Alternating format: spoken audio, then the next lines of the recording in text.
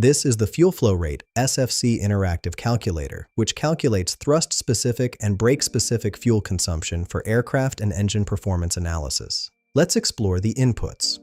First, we have a drop-down menu to select calculation mode with 6 options. Calculate TSFC, calculate BSFC, calculate thrust from TSFC, calculate power from BSFC, calculate fuel flow rate from TSFC, and calculate aircraft range.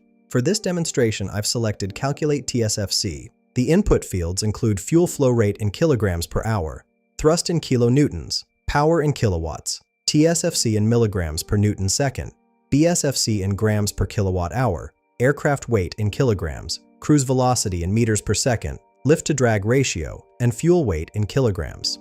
For our example, I've entered 10 for both fuel flow rate and thrust. After clicking Calculate, the primary result shows 0.28 milligrams per newton second. The secondary result displays this as 0.0098 pounds per pound force hour. Under Efficiency, we see the fuel flow converted to 0.0028 kilograms per second. The status indicates excellent efficiency, typical high bypass turbofan, confirming our engine is performing well. This tool streamlines your fuel consumption calculations instantly. Find the link in the description below.